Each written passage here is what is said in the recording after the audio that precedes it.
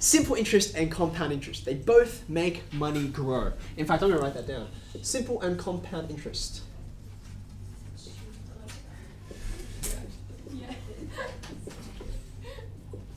They're both about getting the fancy term is a return on investment. They both make money grow. Return on investment, sometimes you'll see that if you ever read the newspaper and you open up the finance section, or maybe like your parents have left it open, and then sometimes they'll use the acronym ROI. That means you invest money. That's what this topic is called, investing money, right? And you expect to get some return on it. You expect people to pay you back for you having let them use your money, okay? So simple and compound interest, they both do that. They both do that. But they do it in different ways. Very different ways. And what this table is about is helping you see the difference and appreciate it and get how different they are, okay? So let's consider an example. We're going to do a lot of working sort of along the side, or maybe if you don't have space, underneath your table. And then we're going to transfer what we've worked into this table so we can see it all in one nice picture, okay? So let's think about a nice easy sum of money. $1,000 is invested. $1,000 is invested, okay? Now I think the interest rate that we've been running with for a while has been 6%, 6% per annum, okay? So for the sake of simplicity, let's stay with that, okay? The interest rate is 6% per annum, okay?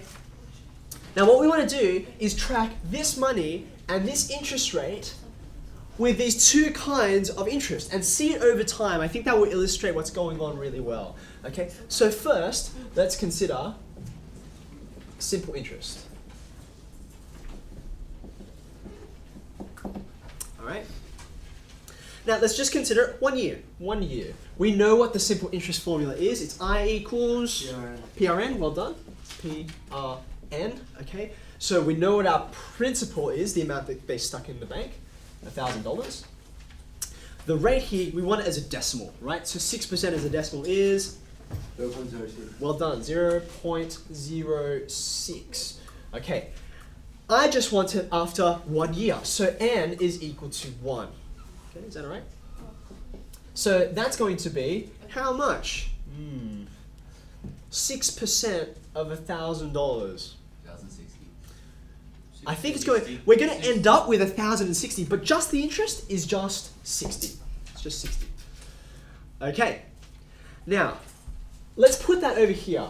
I want to know how much I've got after 1 year, right? I got this much interest, and I started with this much, right? So the total will be 1,060 after 1 year. Okay. Let's consider what happens when we wait another 12 months. Okay. So this was after 1 year. Let's go again. 2 years. Okay. So the interest again will be PRN. Everything will be the same, but what will change? Just the following. Just the N, right, on the end. So it'll still be 1,000. It'll still be 0.06, but now it's going to be 2. Okay. So what are the numbers going to be? It's going to be just like this, but twice as big, yeah? Which is 120. Good. All right, so now I'm considering what's happened after this long. How much do I have in there? I've got this 120 plus the $1,000 that I started with. Now, what's going on? Every time I'm adding that $60, this $60, it just gets added over and over again. So in fact, I don't need to go through this whole thing. I don't need to use the formula. I think we can fill out the rest of these rows just by thinking about what happens from year to year. Okay? If I add $60 on every single year, what's going to happen after 3? What will I be up to? 1,180. Well done. The 20 plus 60 gives you that 80. Okay. If I go another year, that 60 is gonna 60 plus 80. It's gonna carry the 1. So I think we're gonna get 1240 here, right? And if you're in doubt, you can use your calculator to check any of these numbers. I'm pretty sure we should get up to 1,300 by year 5, which means the last year is 1,360. Good.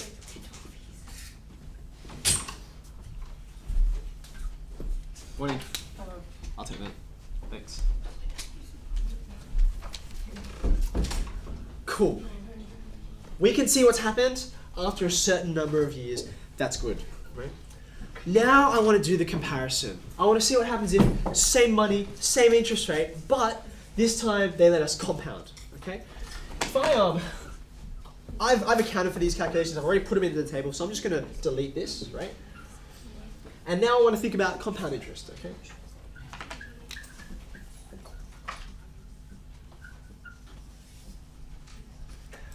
Okay. I don't know how many of you read your bank statements or have a look online and see what's happening and watch your money grow. This is what it's going to do, okay? We know that the compound interest form is different, right? Firstly, it starts with an A. What's over here? It's quite different, right? Do you remember? Have you got it there in your books? What is it? We want the compound interest formula. P? P bracket? It was P. I plus What, 1 no, 1 plus- bracket N. Okay, it's a 1 by the way. Not be careful. It's a 1, not 9, which makes a big difference actually. Okay. Shh.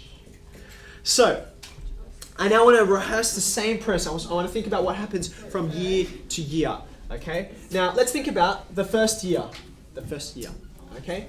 The principal's $1,000, right? All the numbers are the same, right? The rate is still 0.06, and the number of years is still 1. Shh. The numbers are the same, but we're doing different things with them. Okay. Watch what happens.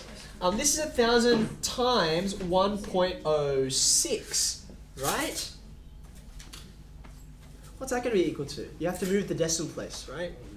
There's 3 zeros here, so I'm going to move the decimal place 3 times. Let me put some zeros in here. Yeah, it's going to be. Hold on a second. Let me just make sure I get that. 1, 2, 3. That's where the decimal place should be now. So that's 1,060. Wait a second. That's a bit disappointing, isn't it? After 1 year, you have exactly the same amount, whether you got compound or simple. Okay? But what happens the year after? Okay, let's consider what happens after 2 years. The amount, principal is still the same. The interest rate is still the same. But now I go for another year. Okay? This is 1,000 times 1.06 squared. And you want your calculator for this one. Okay? What do you end up getting? I can't do it because I've given all my calculators away. Despite coming with so many. What do we get? 1,123.6. 1,123.6. And because it's money, it's 60 cents, isn't it? Okay? So you look and you see what happens over here. I can fill this in. How much am I ahead? $3. Whoa, a rich $3.60. What can you do with $3.60? Go out and get like you can get a chicken burger and an apple pie at the moment for that. Not bad, okay? And still have 10 cents change. Not a bad deal, but still not super impressive, okay? Well, let's continue what happens. You can see the difference between this and this, right? Is just this number. So on your calculator, if you typed in 1,000 times 1.06 squared, okay? All you need to do is, and I'm going to borrow back someone's calculator for a second, just so I can point to it. All you're going to do is go to your replay button, right? Your cursors. Press up. Up should take you back to your previous calculation. Go to the 2, right? And you can just change the 2. You don't have to go through and change the whole, retype the whole thing. Just go backwards, change that 2 into a 3, right? So 3 years, it'll be 1,000. You change that 2 up there into a 3, and what do you get? What dollar amount? 1,191 and 0.016.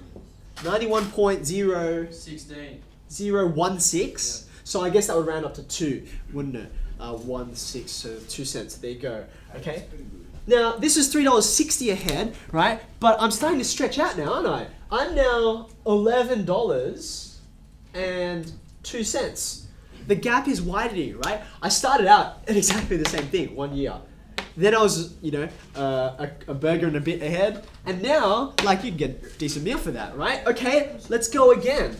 I want to see what happens after 4 years and 5 years and 6 years. I wonder what the gap will be, okay? You're going to get the same kind of thing, but you're just changing the index, the power, Okay. Can we get some numbers? Someone else, maybe someone up the back. Can they tell us? I gave out calculators. Who's using them? I'm doing it also. That's okay.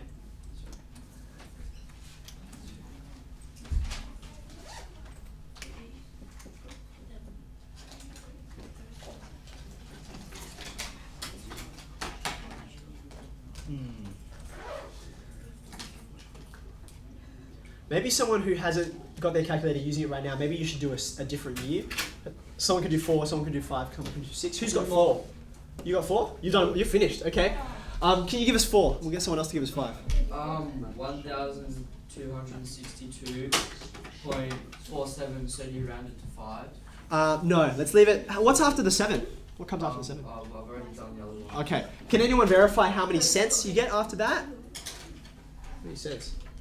If I put 47. I'm trying to work out what this exact number is. I just want to know which way to round.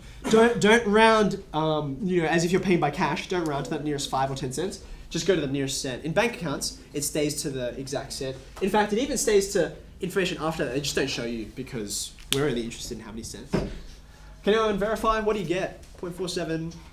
Or someone give me back a calculator so I can verify. Thank you. Here. 47696. 47. So it actually rounds up. That 47 becomes a 48, doesn't it? So do be careful with that. Then you can go back and change that into a 5.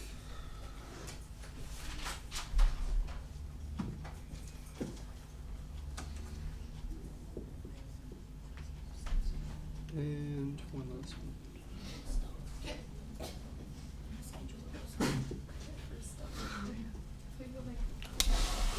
Thank you. Now the last thing that's left for me is just to compare, right? Like I said I was trying to do, and see how far ahead I was. Wasn't ahead at all, $3.60 ahead, $11 and a bit ahead. What's this? That's $22 ahead, isn't it? $22.48 ahead. Here, $38.23 ahead. Here, 58, I think. So you can see, year on year, the gap's getting bigger, and it's getting bigger faster.